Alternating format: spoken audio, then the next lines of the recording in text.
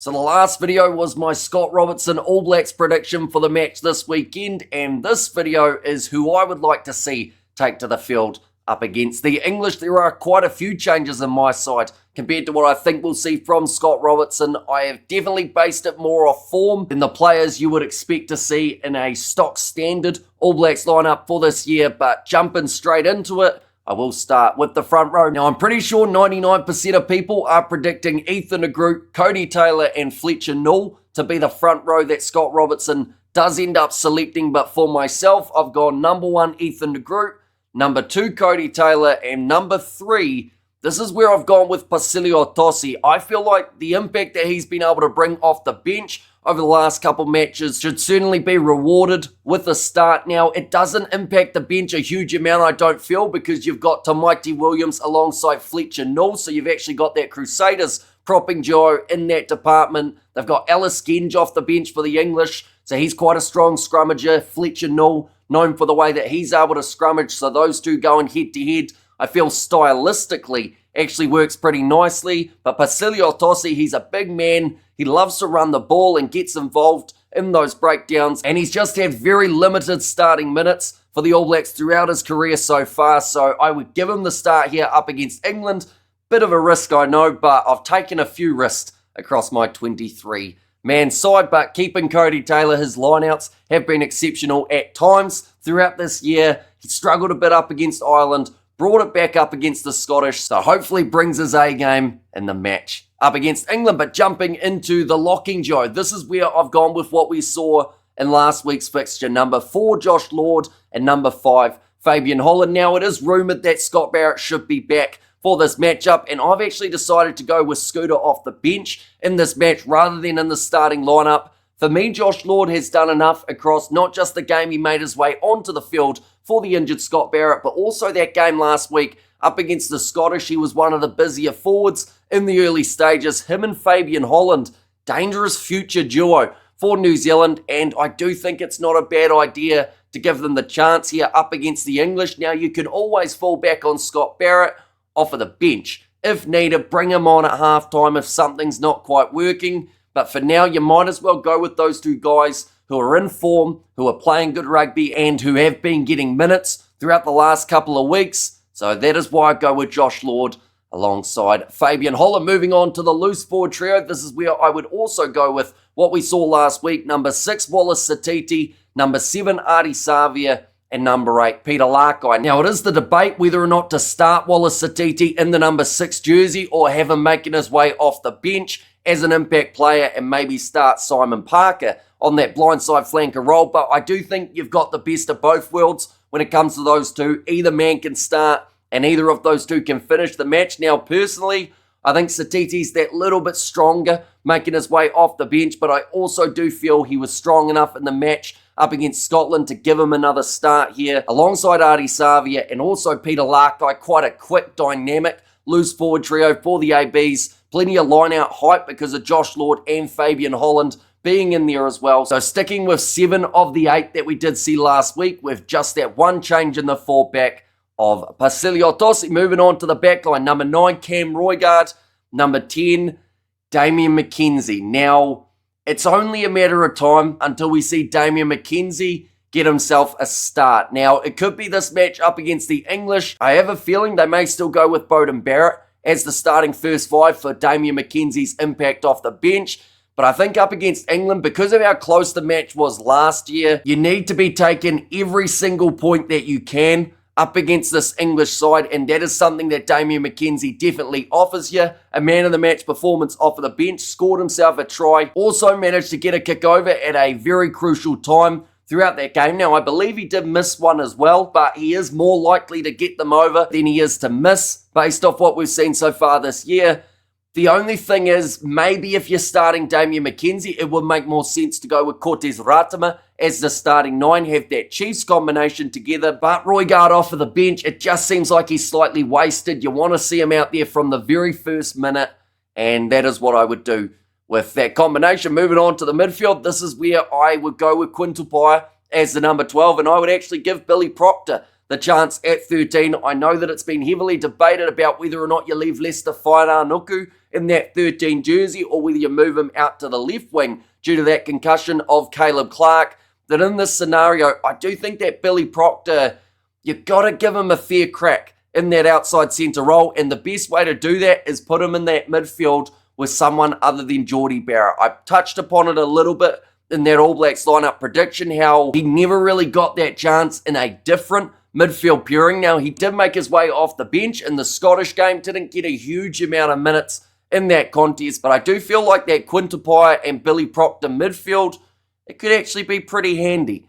And at least if it doesn't work, you can tick it off and say, right, that one's not what we're going with in the future, but I would at least like to see it tried before the end of the November internationals. Now, more than likely up against the Welsh, we're going to see quite a reshuffle from Scott Robertson in terms of the players that are selected, so this may be the last time to give it a decent chance alongside what is considered one of the stronger backlines New Zealand can go with. So for that reason, going with a little bit of a switch in that midfield combination. Moving on to the back three, and this is where I have made quite the switch, to be fair. Actually, 3 changes compared to what we saw in the last match up against Scotland. Number 11, I've gone with Leroy Carter, moving him from that right wing onto the left wing side. Now, there was always going to be a change here due to Caleb Clark being out. They have about 4 or 5 options for that 11 jersey, but I'm sticking Leroy Carter back out on that side. It is the jersey that he made his international debut in. You've got someone like Rieko Ioane, who they may look at for his experience. You've got Sevu Reece, you've got Whainā Nuku, but I think I'd still be keeping Leroy Carter somewhere in this back three. And the left wing, I don't think it would be a terrible option in this scenario. The English, they've got Tommy Roebuck, he's got plenty of pace, and Leroy Carter's got plenty of it as well. So stylistically, head-to-head, those two match up very nicely. So I'm going Leroy Carter left wing. Number 14, this is where, if I was in charge, I would be playing Will Jordan for this contest. Don't get me wrong, Will Jordan's been going very well at number 15, but in this scenario, due to the injury of Caleb Clark, I feel like Will Jordan, he's shown how clinical he can be on that right wing side. I would much rather see him out there rather than a Sevu Reece based off current form. So sticking Will Jordan on the right wing, something that many people don't want to do because they have that feeling that once they start, they may not stop. And then Jordan could find himself back as a number 14 for the future. He did have to work extremely hard to get that 15 jersey for himself. So it is a bit of a risk making that switch in this matchup. But the reason I have done it is to give another player, finally, an opportunity. Number 15, Ruben Love. I've talked about it time and time again. If Scott Robertson isn't going to play him in this match, he's probably going to play him up against the Welsh, but then that doesn't really teach you a huge amount. If Ruben Love is not in the future picture for the All Blacks at this point in time, he might as well not be in the squad. It sounds brutal, but it's kind of true, you know. He's been in that environment for such a long time. We saw the All Blacks 15, Sevu Reece, Luke Jacobson, both released to play up against England A. Now, if Ruben Love is not playing up against England, he 100% should be playing up against Uruguay. Or else he has gone for the whole November internationals as well as pretty much the whole of the Rugby Championship without playing many minutes whatsoever. For New Zealand, he's had a couple small opportunities, but sticking him at 15 up against England, that would certainly test the youngster, see whether or not he is ready for international level. We've got to remember someone like a Stephen Perofeta, not too far from returning. You've now got Will Jordan playing 90% of the games as the 15. There are talks of whether Jordie Barrett will be reverted back to a fullback as well. They've got the 2 first fives and then also the return of Richie Mo'unga next year. So Ruben Love, he could be a bit like Brodie McAllister. Get a couple times where you get half a crack and then you're gone from the squad, waiting again for your next opportunity. So it's a bit of a different back three, but up against England, it would be a very intriguing one to see how they went off the bench. Number 16, Samisoni Taukei'aho. Number 17, Tamaiti Williams. And then number 18, Fletcher Null. So like I said, just that one little change in the tight head department, giving Fletcher Null the chance off the bench to scrummage alongside Tamaiti Williams in the closing minutes of a game rather than at the start. It is nothing personal against Null. He's just had quite a heavy work rate, starting so often throughout November after the injury that we saw at Tyrell Lomax. They've also got Tavita Mafileo in the squad. I don't see him getting a debut in this match. I also wouldn't give him it. I think that up against Wales is the more likely occasion that you do. Give him the chance. Number 19, I have gone with Scott Barrett. Like I said, a great experienced player to make his way off the bench in the later stages of a contest.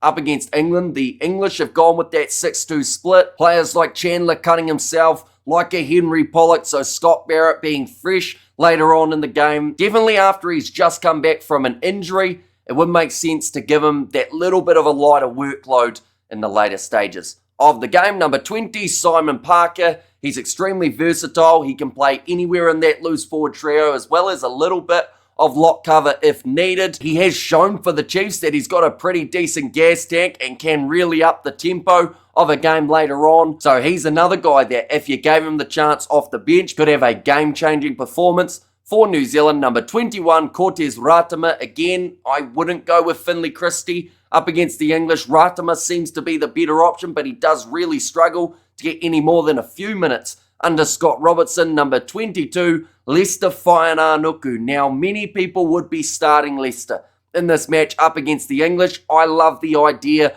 of him coming off the bench for this game. He can offer 13. He can offer you cover out on the wings. And if he is fresh while the opposition are starting to slow down, that is exactly when Fainanuku can be his most dangerous. He would do more than well in the starting lineup. There's no denying that, but because of the fact that I don't have Damian McKenzie making his way off the bench as an impact player, I felt like I needed that big game-changing player, and that for me is Leicester. Fainanuku, number 23, to close out my All Blacks lineup, I would have Beauden Barrett. He's one of those players that he's struggled at times throughout this year. A lot of people calling for him to not be in the starting lineup, but I do think with Barrett's experience as well as that X-factor type of player that he is, having him off the bench up against England could be the perfect role for Barrett to play. I believe we actually saw it in the July internationals last year up against the English, how Beauden Barrett in one of those matches came on and saved the game for New Zealand. So I'm playing him in that same kind of role as a bit of a special player to help the All Blacks near the end of the contest. But that is my All Blacks 23 that I would like to see. Now, quick disclaimer, this is not what Scott Robertson will be selecting. In fact, I don't even think this is anywhere near the side that we will see from Razor, but that team is going to be announced just a little bit later on. We will be doing the video on the channel letting you know exactly who has been picked for this matchup. For the English, they announced it early. New Zealand, once they announce their side, we will be getting into all sorts of previews and everything along those lines. So, of course, be sure to stick around for those. Also, let me know who you would like to see take to the field up against England. If you did enjoy, be sure to leave a like and subscribe to the channel, and I will see you all for the next one.